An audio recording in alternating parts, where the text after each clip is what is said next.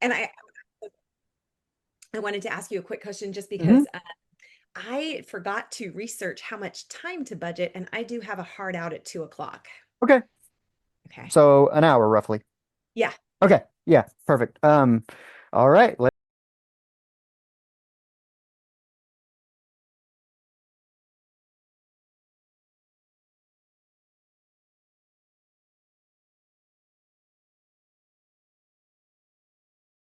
Okay. Let's see. I'll start off with a little introduction. I'll get a little bit of your kind of growing up, how that shaped what you Mhm. do, and then we'll talk about it because I had an interesting conversation with yesterday from an addiction background in that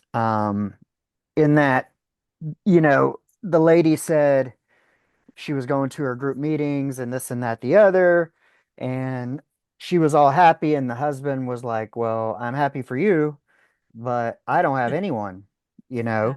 And Yeah. Yeah. so once he kind of started, and so it was really about this healing as a family, Mm. and Yeah. so That's so crucial to the addiction world. Yeah. yeah, and I'd never really heard that, but it made so much sense in that Mm. you can see how easy it is for why maybe some relationships don't survive it. Yep. And then there's always this uh what do you want to call it? Like a resentment type of a thing. And I Mm. know because my aunt and my two aunts, one is like an addict and one Mm. is in recovery of 19 years, but the kind of disdain versus the concern and empathy, Mm. um, you know, is not very supportive. And when you Mm. talk about kind of being on that same wavelength as it relates to healing as a family, um, because, while other people may not see that, they're contributors as well, because your Absolutely. your addiction is you're looking for solutions, and that's the solution. And Yeah. so even if people didn't necessarily give it to you, force you to take it, guaranteed, be it behavior of a way they made you feel, something like that Yeah. is what caused you to reach for that solution. Yeah. Yeah. And so they're not completely negligent in it. And so then it makes sense too that when it comes to the healing part, that you do it in conjunction with the people that you're going to continue to be around. Well, the people that are members of the dance Yes, that that's what she said. The yeah. dance. She goes, Yeah. goes, if you want to get back on the dance floor, you need everybody to get back on the dance floor. Yep. I totally So agree with yeah, so you. man, that yeah, and yeah, so we're like a two for two here in this world. But all right, let's get it started. Hey everyone, welcome to another episode of the Men of the House podcast. And today we have Angela Caldwell, and we're gonna talk about family, and it takes a tribe to raise a family. And many of you guys, if you're unfamiliar with my story, my wife and I have been together for 19 years. I have two stepdaughters. They're 21 and 22. We've been together since they were 2 and 3. Me and the husband are good friends, the ex-husband. And we there's so many stories about, and people always thought it was weird 18 years ago, 19 years ago. Like, I can't believe you're friends with him and blah, blah, blah, and this and that, the other. And I was like, but it takes a tribe. I mean, we paid child support, but it's like if he couldn't get something, if the grandparents, then or it took us all. And we didn't do like court ordered rules. We didn't do any of that. It was like, hey, if we had 3 weeks off and we could have them for 3 weeks, then we did. And people thought we were batshit crazy 18, 19 years ago, couldn't understand it. But I think when you look at how the kids have turned out, you understand that, you know, because my thing was, when they got divorced, it was like the kids were never going to be this thing that they fought over. Um, they were not going to be the pawns of two adults not getting together and this thing of like, maybe they don't necessarily want them, but they just don't want the other person to have them because Mhm. it's about control. Mhm. And I was like, I told my wife, I was like, "Yeah, we're not doing that." And we're gonna figure it out. Like he's always gonna be their dad. I'm this other person, but it's gonna take us all. And maybe what he can't provide for them, be it emotionally, physically, spiritually, maybe I can. And so in a way, it kind of acts to multiply what the amount of love the kids can receive as opposed to um, this back and forth bitterness shit and pinning parents against each other. Mhm. I love So, that. I love but that. What a story. yeah, so how did you get into this? Did you know from a child this is what you wanted to do, or how did your childhood shape that? Where'd you grow up and what was your childhood like? Yeah, yeah. So I actually I have a unique and interesting childhood. I like talking about my childhood. I'm sure I went through all of the typical I want to be an astronaut, I want to be a teacher, I think I wanted to be a flight attendant at some point. But Mhm. but I knew that I was called to work with families. I didn't know what capacity, of course. I didn't know what my options were. But I grew up in El Paso, Texas. Okay. So I right on the border. And because of I'm that, in this Tyler, Texas, so Oh, yeah, okay, Tyler, sure, sure. Well, then you would the know. the opposite end when we would go to Las Cruces for the Bataan Death March, you leave at 9 p.m. and at 8 p.m. you're just getting to El Paso. Exactly. Well, people underestimate how big Texas is. Yes. Yeah. So we were those of us growing up in a border town. This is a hugely bicultural town. I was massively influenced by Mexican culture. Hmm. So it's the opposite of what you see in other towns around the country where most El Pasoans are coming from Mexico. It's a heavily Hispanic culture, and most of my friends were Mexican or Mexican American. I'm Mexican, live in a multi-generational household. It's my mom, me, my wife, my cousin whose mom could not care for him, and then my daughter who's 11. So 5 generations. So that's familiar to me. And that's what's I think unique about my childhood is those are the houses that I know, as opposed to I think what I have come to discover is the more typical American experience is not that, right? Right. Is more the home is for the nuclear family, grandparents live nearby or across the country, Or in a nursing home. or a nursing Which home. my grandparents, they both were, we lived with the grandparents. Like my mom was married before, and then we lived with my grandparents until they passed. And then it's like grandfather passed, mom moved back, and then grandma passed. But it's always been some form Mhm, of we don't send them to nursing homes. mhm, We mhm. don't do any of that. Yeah, yeah, it's a culture very much that takes care of their own very, very beautifully and very intensely Yeah. and with a lot of heat. Yeah. And so that was sort of the culture that I was most familiar with growing up. And so when Did that I influence why you wanted to work with families? 100% because I left that. So I went off to college. I came to California. I set up shop in California. I set up a life in California. Traveled, to see. My extended family was in Tennessee, so I had spent a Okay. lot of time in Tennessee. Visiting friends in Wisconsin, visiting friends in New York, and so getting to see how other families operate.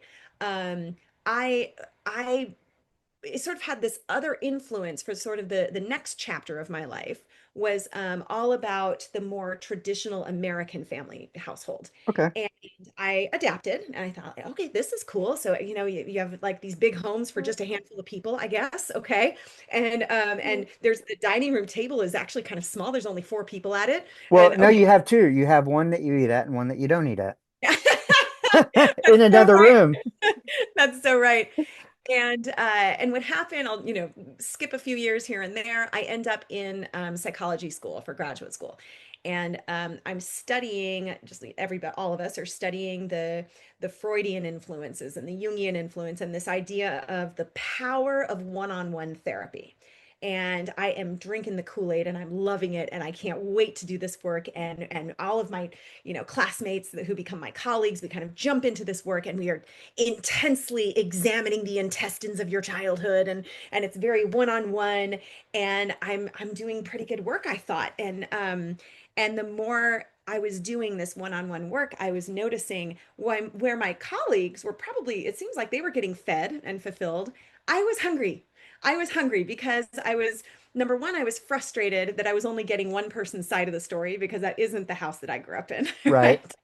Um, and number two, the change that I would feel like I could affect in the session, it didn't seem like it would translate, right? So then they Right. would come back after a month or come back after a few months and in my head I kept thinking like, well, if I could just get your family in here, then I could talk to everybody at the same time. When I would go home for, say holidays or birthdays or something to visit, I started noticing an emotional difference. And when I was home, I felt so fulfilled and there were so many people around. And I know this is going to sound strange, Richard, but when I was home, it was messy. And that was so comforting to Hmm. me that it was so messy, that it wasn't what I had come to learn about this sort of more traditional American, more one-on-one therapy environment that was sterile and clean. And I say this, and now you say this, and oh, you said the wrong word. Oh, and now we have an apology process, and now we have a forgiveness process, and it's by the book, and it's step by step. And I felt so straitjacketed in that. Hmm. And I realized that what I was feeling is the difference between what's practical and what's impractical, and Yeah. that kind of conversation and that way of talking and moving in the world does not translate to real life when somebody is mad at somebody else because they didn't get invited and that one is saying don't tell my brother but and this Yeah. one is holding secrets and that one's and there's in real life Well, it the produces muted emotions. Like if you're doing the exchange, like on the couch and you're talking to someone, it's almost like a call and response, but your because of the setting, your emotions are almost muted to like you're allowed to feel the disappointment or the anger at what the person just said, but you're almost required to hold it in, which is not true. mm-hmm. Versus you when hear you describing messy, it's more organic. Maybe the therapy, the conversation is more organic, and with that you're going to get more truth, and with more truth equals more accuracy and clarity. With more accuracy and clarity, then we can properly address the issue and come up with a solution. You said it better than I could say it. I might add one piece to it. There's a piece here. It's sort of hidden in family dynamics Hmm. of resilience building because by definition, when you have 10 people around the table Hmm. and this one's upset with that one and this one's telling jokes here and that one's teasing that one and that one can't hear anything because he's losing his hearing and he's yelling at everyone to talk loud, right? So when you have this kind of like bustling table, what all of us do, we just don't realize we're doing it, is we do a triage and we decide Hmm. what we prioritize, what is the most important thing for me to listen to, what is the most um, on fire problem that needs my attention. And I think what happens then sort of naturally is we learn how to properly size problems. This is a small problem, this is a medium problem, this is a big problem. In the one-on-one world, every problem is enormous. And Yeah. it actually has the opposite effect because now what you're doing is you're, in my opinion, it runs the risk of taking resilience away from the client because now every problem is enormous and we have to examine it for weeks and weeks and weeks and we have to know exactly what you feel at every second all the time, as opposed to how it works practically in families where you actually have permission to say it's a small problem and you know what, I'm not even going to solve it. I'm not You even know going to. what? Not even that though. You think about it, like my mental health lately has been meh, and I'm addressing it. But the thing is it's your the problems are not necessarily when I'm alone. They're the reaction around people is what the problem is, and so kind of addressing it in that setting almost makes more sense Yeah. Yeah. Well, around the people that trigger you, because it's like if I'm sitting with you one on one, I don't have any problems when I'm one on one in my room and I'm alone and I'm isolated. That's where yeah. I feel the most The other comfortable. thing, the other thing is you're going to tell me how well you behaved and how it was everyone else that was misbehaving and how you had all Yeah, the right answers and I'm not going to believe you and I'm going to have a much more accurate understanding of what your family dynamics are if I can actually see them myself in my yeah. room. I can induce conflict. I mean, the truth is I don't even have to induce conflict. The family brings it. Um, the other thing that I really love about family therapy is nobody can lie because, if the brother says that, this thing happened and then I said, then the whole family says, you didn't say that. You didn't say that. Right? Yeah. You can't really lie. There's a nice consensus about what actually happened that day. And so I can get down and dirty into the dynamics and try to heal some conflict. Yeah, it's so um how does that relate to um so we've kind of established this it takes a village type of thing, what you were feeling, what you were noticing, and um how did you when did you make the decision and how did you decide, or did you have to do any additional schooling training? How did you get into the family arena? Yeah. Luckily, no. So I actually went to a family counseling graduate program. There was Okay. the emphasis was on family counseling. I did get extra training because I'm ridiculous and I want to be a student as long as possible. So Yeah. I did take a lot of extra classes. I love those though. The transition happened and it was one of those things that you don't know it's a transition until after the fact. So now I can sit here now and look back and go, Yeah. oh, I see what I did there. I was, as you get to know me, you'll find out I've got a little anger. I was angry. I was angry with my field. I was angry about assumptions that were being made, generalizations like, well, people are like this, and people think like this, and people feel like this. Um, I was particularly angry at how narrow the American lens was. So here I was coming from a culture that no one else came from. So I was Right. the outspoken classmate in class going, well, that's not how they do it in Mexico. Well, that would never work in a Mexican family. Well, and so I was kind of, because that had been my exposure growing up. I think that I got so lucky, Richard. The other thing I had growing up is this fortunate time with my family. We got to travel, and so we actually spent a lot of time in the Mediterranean countries. So I spent Okay. a lot of time in Greece and Italy, and those family cultures are much more. Well, Different. now that I'm saying that, I'm realizing they're Latin cultures, so they're much more like the Mexican cultures that I was familiar I with. always think like Mexican, Italian, very Yeah, similar yeah, with yeah. family, just tacos versus pizza. But I traveled, I had my 19th birthday in Japan. I was in the Navy. And so, going through all that at a young age, kind of similarly, when I went back to school and I was considering going to medical school, and decided not to after taking healthcare law because you realize how tied your hands are. But I was a healthcare manager before I got laid off in 2020. And, there's these 15, 20-minute time slots. And my job is to manage all that and make sure the doctors abide and blah, blah, blah, blah, blah. But I've known from a very young age with the travel and what you just mentioned that I was told I could never be the kind of doctor I'd want to be because that requires listening, and they don't give you enough time to listen because when you start talking about these other cultures, how their dynamics are, how they view things, that needs to be taken into account when you're prescribing a healing plan for whatever it is, whether it's a because 100%. there's beliefs that go into that, whether even if it's a Western style medication, symptomatic treatment that you're going to do, you have to understand that these cultures have other beliefs, spiritual beliefs, and different things that whether include, prohibit, or, alter how they may feel about the treatment, whether they believe or not the treatment will work. And that goes into regular medicine as well as any sort of counseling. Yeah, yeah. And no, yeah, you're 100% right. And so I was influenced by these cultures that were it's funny. The more exposure I got to the way other countries and other nationalities and cultures were doing family, the more I was coming to this conclusion, and I know it's a controversial thing for me to say, but I was coming to the conclusion that Americans are doing family wrong. We're Yeah, doing it. We I are agree. in this isolationist, tiny groups. If you look up, really, your listeners, they should Google this. Try this exercise. If you Google child rearing or child rearing books right now, all the books that come up are parenting. Hmm. Think about what that is. So the suggestion, the sort of underlying assumption is that child rearing falls entirely on the shoulders of the parents.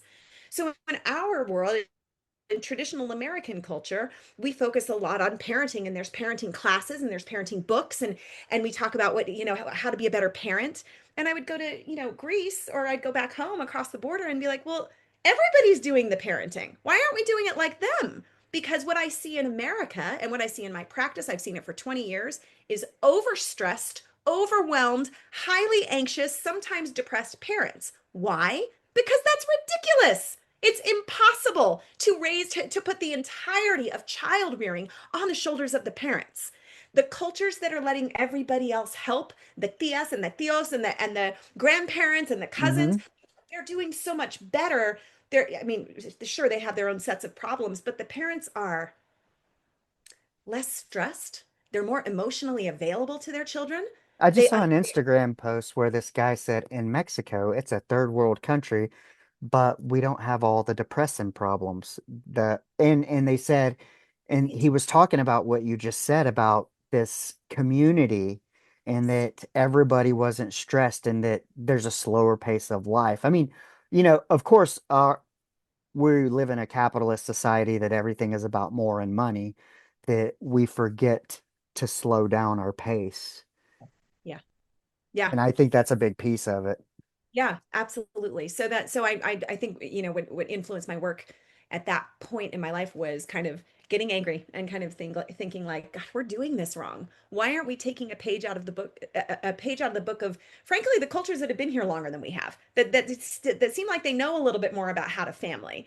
And so I have been on this ridiculous crusade trying to pull this village idea into Yeah. American culture. Um, So, how has that gone for you? Has that outspokenness going against the grain of what everybody else has kind of been shoving in academics? How has that fared for you? What has been the response from colleagues, professionals, and or but also the people you're helping? Are they yeah. understanding it?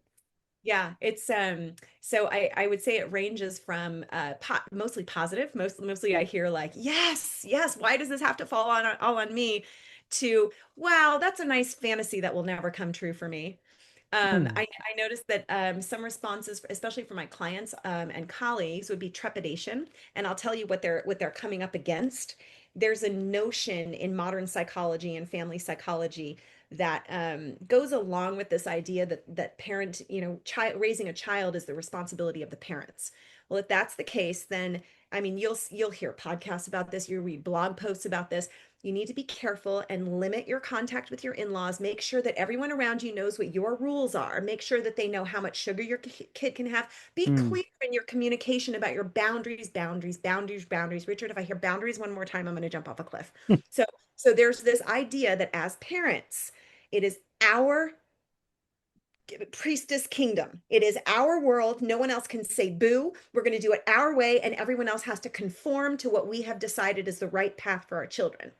This to me is terribly harmful to a child. It's terribly harmful to our society. It creates echo chambers and silos of parenting.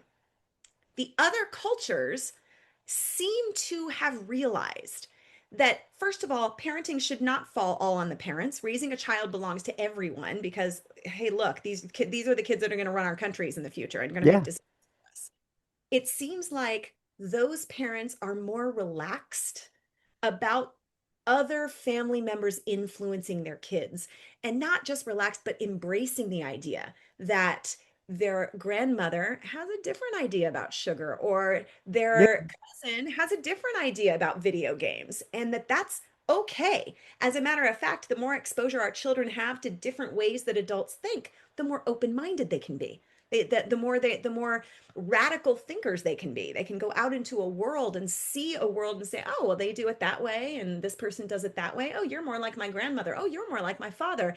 And I love that so much. Um, and you asked the question about my clients and colleagues. I try to press that on them, that maybe we shouldn't be so rigid in our boundaries. Maybe we shouldn't say I'm the parent and it's my way or the highway. Maybe if we open our hearts to this idea of a village way of parenting, yeah, probably that means your kids are going to get exposed to parenting techniques that are not your favorite. And you know what? It's okay. It's not a Exposure, felony. though, exposure is kind of, I think, the key. Um, because if if not, you know, when you were talking about it, I feel like there's this parental idea that we assume that our kid is going to latch on to this other person's idea just because it's the opposite of ours. But not realizing that the benefit could be that, everything we encounter is either a case for what we want to do more of or what we want to do less of.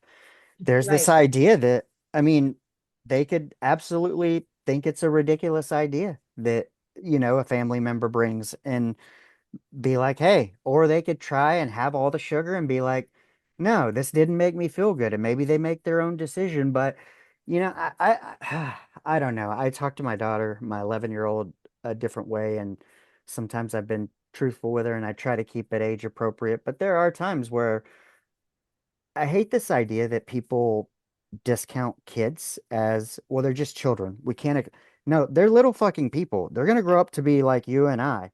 Yep. And what we're telling them, and if we lie to them to protect them,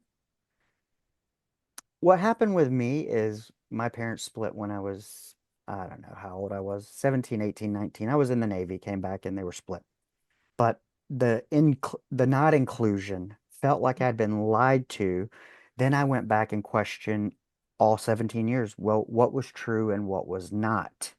Yeah. And then I had trust issues with them. And then I went off this deep end and just acted reckless and didn't care and didn't care Sure. about them. And so, that's always been my thing is I don't want to discount that they're little people. We need to, depending on the age, but we have to be truthful too. Well, and what how about those opportunities where if my daughter goes and spends time with her grandmother and comes back to me and says, "Well, grandma says this," which is different than what you say, instead of me, confronting my mother or putting down the hammer and saying like this, you crossed my boundary. Instead, how great is it for my daughter if I turn to her and I say, "Well, what do you think of that?" And I Yeah. give her a chance to grapple with that. Well, mom thinks this, but grandma thinks that. Well, honey, what do you think of that difference? Where do you go with that? And I give her a chance to expand her mind, to tell me her thoughts. I actually am quite interested in her thoughts. So I want to know how she would Yeah. grapple with that. Because Yeah. one day they might be parents too, and their view might be, I 100% my views are different from my mother.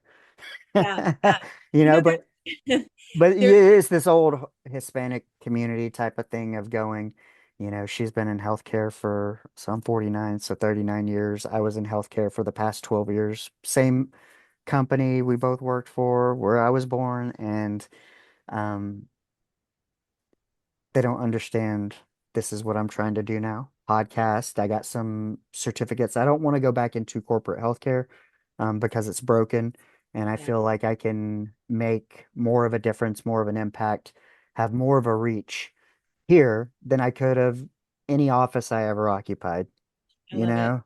Yeah. And so, yeah. And so it's about, for me, I still have the health and wellness because I did personal training and this and that, the other, but coming from an emergency room background and then family practice, and then having recently started therapy and looking at where am I going to go next? I stopped drinking 2 years ago. I was like, maybe I'll get a drug and alcohol counseling certificate and do that on the side along with podcasting. But as long Just as work with it's, families. Just be sure to work with families. yes, well, that conversation yesterday I had really kind of made that abundantly clear that, um, when something happens to one member of the family, it affects everybody because we're all in the ecosystem together. Absolutely. And so it kind of makes sense that you need to heal that way. But yeah, go When, ahead. yeah, no, no. When we exist in daily life in a family, you do, I do, most of us do, things become rote, which is good. We get into a routine, in that routine, things have to get the daily business of family life has to get done. We've got to get the kids to school, we've got to get Hmm. dinner on the table, we've got to get to work, we've got to pay the mortgage, we got to, we've got to wash the car, life has to get done. And what families do is they sort of it's a very cool thing. I almost wish that there was some giant who secretly has us under a microscope and is watching us move around each other in a house or an apartment where oh well, in order to get chicken I need to get the blue bowl down and you're tall enough to get the blue bowl, so your job is to get the blue bowl down and then I'll cook the chicken and you need to set the table because your sister's too small and she can't reach the forks. And so, and what happens is over time it's this beautifully choreographed dance where I reach for the chicken and you get the bowl and she gets the forks and she's setting the table, and right, and it's this dance. When you understand, or let me say it this way, when we've lived long enough in that dance, Hmm. the good thing is that daily life, it happens. We accomplish our tasks.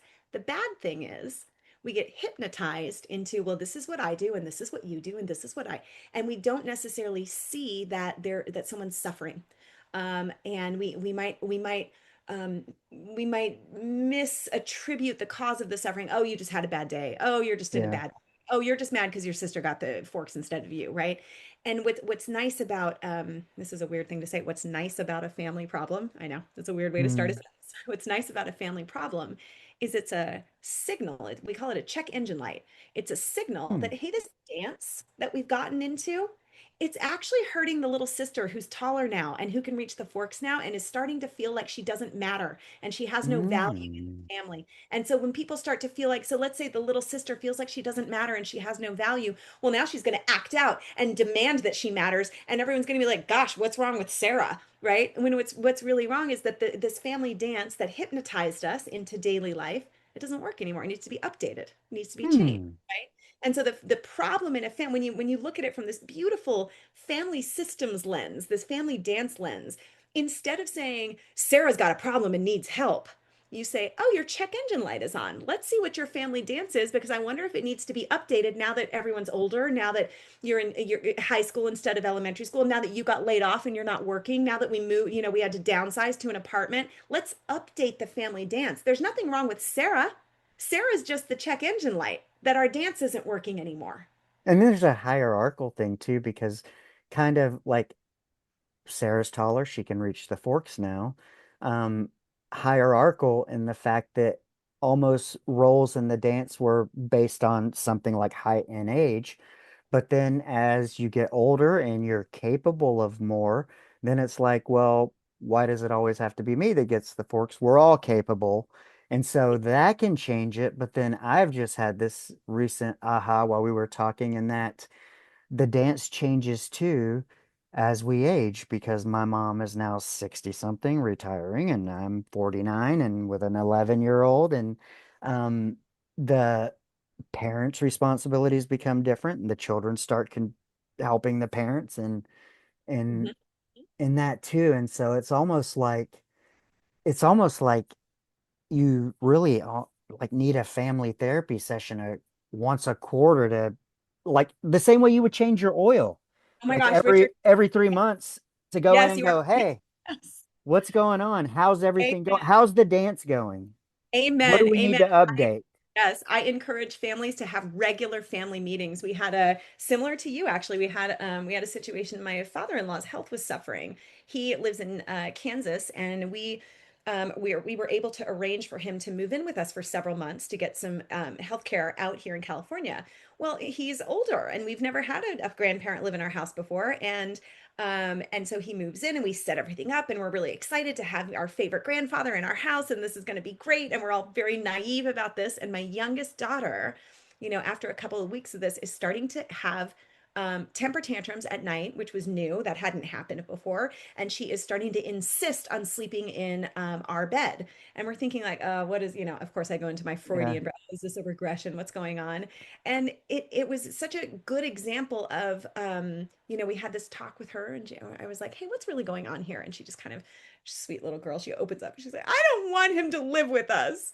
And we were like, oh, okay, I appreciate your honesty, what's going on? And she was able to put 7-year-old words to, we had a dance and now our dance doesn't work anymore. And so Mm. we had this sit down meeting, and it was this beautiful meeting where we all sat down and we said, hey, how has life changed since since he's moved in with us. And well, we can't be as loud at night anymore. And well, now in the mornings you have to take him to his appointments, and now daddy takes us to school. And now, and so even they sound so small, but it really kind of it like changes the dance, and it can be upsetting for this person, but really great for this person. And we sit down and we have these meetings to say, oh, you guys aren't feeling like we're spending enough time together anymore. Okay, let's revamp the schedule. Let's take a look at the daily life and let's see where we can get that need met in a different way, because now the dance has to change because we have an added member, an added burden to the family. Hmm. And that family meeting where we all kind of, I guess, we sort of agreed on a new dance. And we also, it's funny too, we also Yeah. sort of agreed to be sort of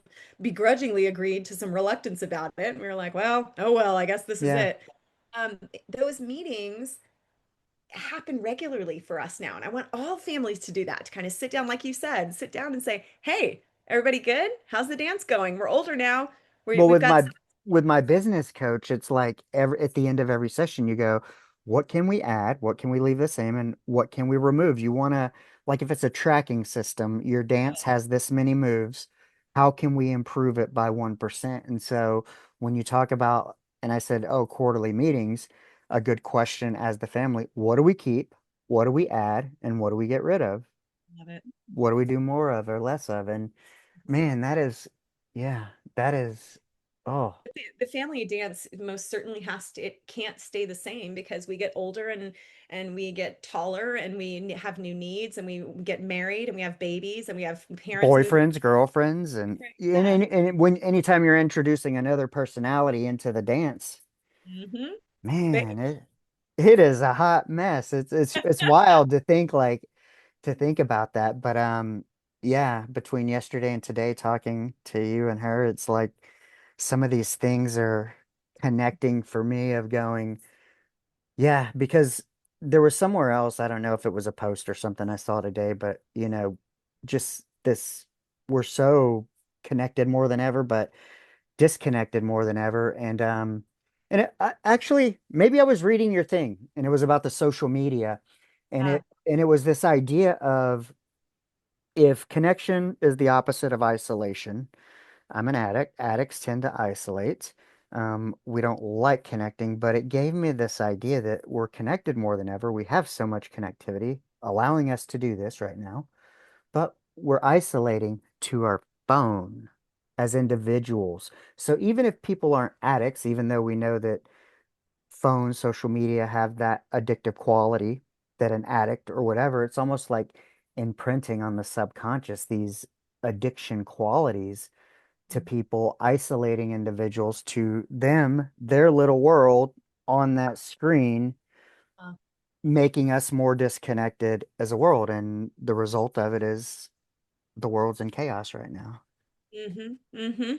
Well, yeah, you know where I stand on that. I'm the opponent to social media. Mark Zuckerberg probably hates me. I'm totally the opponent. I can't stand it. I've hated it since it I've came been out. off of it lately a lot more. I've been doing my post for interviews and then just posting and Yeah, I schedule them all on one day and then that's it. I'm not because I felt like for a few weeks, I don't know if it was the combination of podcasts I was listening to, watching information, but the disturbing things about the world, what you input, yeah. created a bunch of anxiety, created some Yep.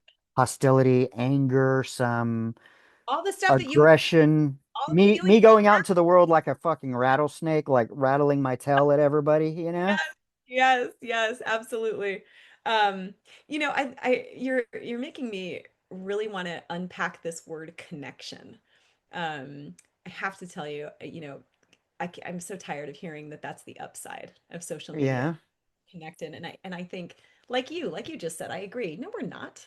We're not more connected. So maybe we're using the wrong word We have because the opportunity for connection is greater than ever, yeah, allowing me in Texas and you in California to host this to the entire world should they choose to listen. yeah, But yeah. our in person, I describe it. I'm 49. I used to have to go up and ask a girl for her phone number or hit the dance floor uncomfortably if I wanted a chance at this girl, I you remember those know? days. Yeah. Yeah, yeah, you had to be on the opposite end of, hey, get off me. And no, I don't want to dance with you, There, but well, and there was sort of you know that you've heard this term trauma bonding. This is Yeah. not a Oh, yeah. it's not a good thing, right? You're not supposed to do that. But if you kind of let me give you a spin-off of that idea. Um, let's take your example. You want a girl's phone number. We had to walk up to her, right? And there had Hmm. to be an awkward moment. And if she rejected you, then that was awkward. And if she accepted, it was still awkward. Like, okay, thanks. So what do you do now? Do you walk away? Right. So, okay. Yeah. And where I'm going with this is in that just those microseconds of I'm going to use the word connection, right? Yeah. This encounter that you have with this stranger, because you both had shared an awkwardness, or in my field, we would say you both secreted cortisol and had an A anxiety, trauma. right? A trauma, right? You both had this. Now you walk away, you're sort of connected now, right? Like, oh, Oh, we did that thing, right? Now, please, listeners, this is not trauma bonding. Don't trauma bond. That's a bad. Like, no, no, yeah. no. But it's the same idea that when we're using this word connection, I love that you were saying that we're connected, but are we connected? Are we more isolated? Yeah. When you are interacting with someone over social media, that is not a connection. All you're doing is reading information about someone. Yeah. There's too much room to insert all your own projections and all your own fears and all your own ideas, Assumptions. assumptions. How much room is there in that bar when you walk up to that girl? There's not very much room there, right? You're Hopefully not much if she's attractive. right.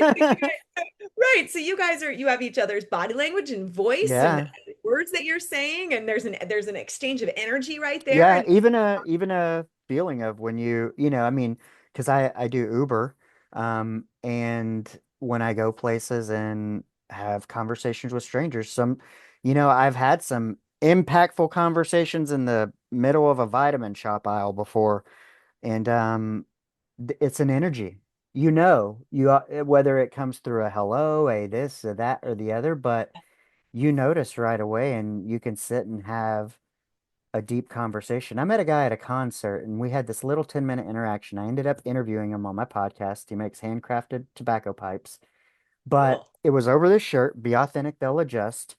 But it was like we connected so fast and we got like almost a life story that says, I want to be interviewed and I want to interview you because we had this similarity of like, I decided when I got laid off, I wanted to be a better father, husband. I'm not going back to corporate.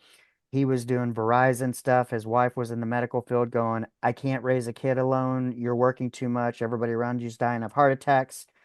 He took a chance on being a pipe maker, and now he gets to stay at home, be the dad, make his pipes, whatever. And the same way I get to podcast Uber, I get to be the father and husband, take my daughter to school every day, and stuff like that. How And cool is that? so when you have that connection, it was 10 or 15 minutes, but since then, now I go and I see him at other concerts. We go to shows and we meet up and it's Cool is wild. I love Yeah. that. How cool is that? Yeah, yeah. And that ability to endure the Yeah. sort of the social anxiety of that used to be just a way of life. Now it's a diagnosis. It used to be a way Oh, of life that you would be nervous around people, right? There's this cool idea in neuroscience when they have like gone in and looked at the different these neural substrates that govern our social behavior, that actually humans are proximity seeking creatures, hmm. which means humans very naturally want to be nearby each other. Now, I'm going to suck all the romance out of this idea and tell you the reason why is because there's safety in numbers and there's about 80 different species that want to eat us, right? Yeah. And so that's why. But if you think about that, I mean, look at how cool nature's design is. That in order for us to survive as a species, we have to be close to each other. And in order to be close to each other, and I mean like in person in the world, like Yeah. nearby one, we have to get along. So it's actually built in, it's naturally programmed in our neural substrates to be kind of cool to each other. Hmm. And online, we don't have that because there are no bears and tigers online, right? And so out in the world, when we are moving around in the world, we've adapted and evolved in such a way that we know that we want to be nearby each other. I guess, except for the hermits, but most of us form Yeah. neighborhoods and communities and societies to live by each other. And when you think about your neighbors, by and large, and of course there's some exceptions, but by and large, we want to be cool to each other. We want to be nice to each other. And so, in-person exchanges and encounters, if you counted the number of encounters you're going to have today, I bet you 99, if not 100% of them will be positive. Online, I don't know if I can say that, No, the only time people come together is to gang up on other people online. right? That's when you see the community. But there, it made me think of this thing of we were told like it's kind of you say humans want to be together, that like if you're walking down the mall that you tend to get closer together even if you're not trying, that you Right. almost collide into the person you're walking next to. Um, my issue is, given my behaviors and afflictions and growing up as an only child, is I'm so comfortable being alone that I kind of need it. Mhm. But when I start spiraling a bit, I always say like I need to reach out much quicker than I do, Mhm. because I need to break the isolation with connection. And it's so stupid because I always feel better when I do. Well, but Yeah. look at the choice you made for your lifestyle, though. Like you're an only child, you're accustomed to being alone, but you didn't choose to live alone. You're in a family. You have a Yeah. relationship with the ex-husband. I mean, this is you found yourself a community. You found yourself a group of humans to coexist with. Yeah, I never really thought about it that way. But you know that the point of this is to get that perspective and to get these kind of bigger views. But what so the people you've worked with, what kind of in families, what so studying cultures that do more family and Yeah. now going into this field and having helped some families, what are some of the benefits you've noticed within Mm. the family units? Do they live longer? Is there more sense of this? You know, like Denmark has the happiest place because the way they are socially, and they let Mhm. people off when they have babies and stuff like that, community. Yeah. What have you noticed with the people you helped, how their families have changed for the better? What kind of positive things?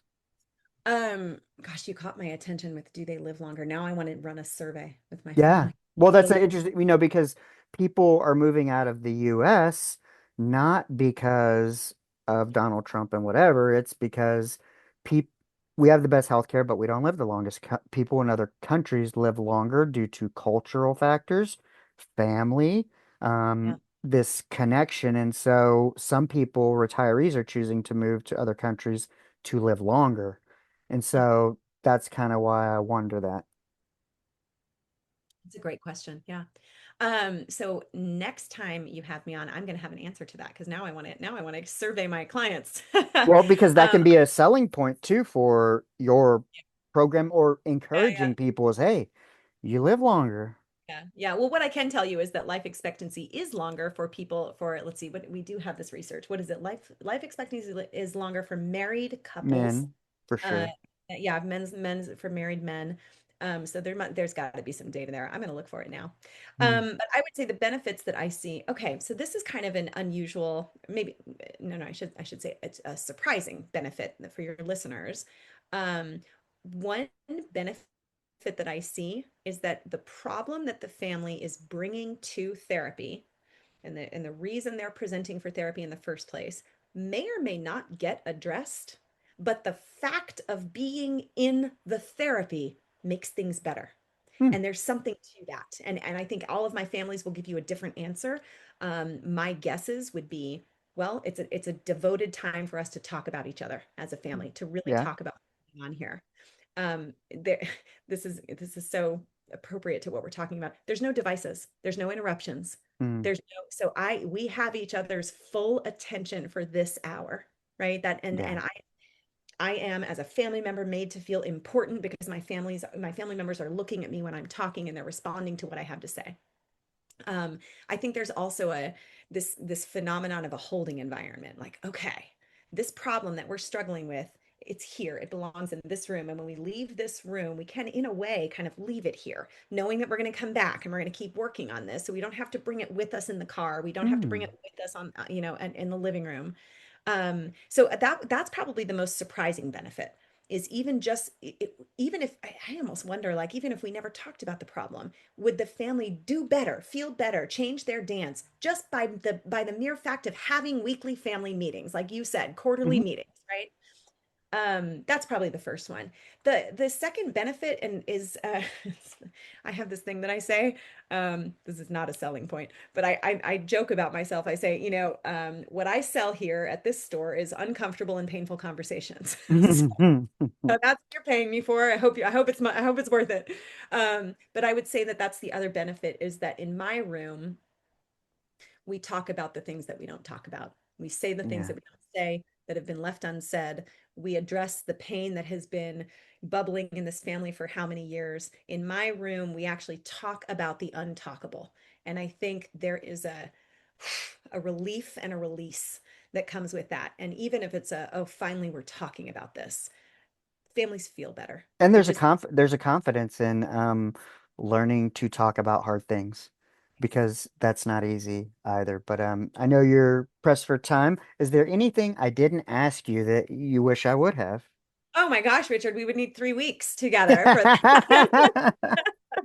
We'll do Oh we'll man. do it again sometime. No, I really appreciate I actually I've listened to a couple of your episodes. I really love your podcast. Well, thank I you. hope your listeners know what a good job you do. But I would say this, and maybe I could leave you with this. I'm on a mission here. I'm on a mission to build messy dinner tables. I want there to be dinner tables all over this country. I want us to sit and have dinner together because With no devices. no devices, good Lord, no devices, because the dinner table is where we talk, it's where we connect, it's where we argue, it's where we resolve conflict, it's where we practice, it's and rehearse, it's where we opine, it's where we debate, it's where we learn, it's where it is such a sacred place. I want that to be the new church. Dinner tables, dinner tables, dinner tables all over the country. Man, that is awesome. Well, I don't know. I'm gonna echo that and ditto that in some of mine because, part of me embarking on this journey was to be a better father, better husband, be a better contributor to the world and life and serve however I can, given whatever gifts I got. And but I agree. I think family is important. Obviously, I live with multi-generational and I would like to see family dinner time back and I really hope that more therapists between this conversation and the one I had yesterday, there's some really good information about healing as a family, everybody getting back on the dance floor. And I think that's the way we save this world because the kinder we are to each other as a family, the kinder we are to each other in society. And we're just in this state where things that don't matter as much as we make them out to be have divided us all the way to the family unit. And we need to get over that because you know what? Family, we're all we got, That's right. And none of this other stuff that we let divide us is going to matter when you're dying or on your deathbed.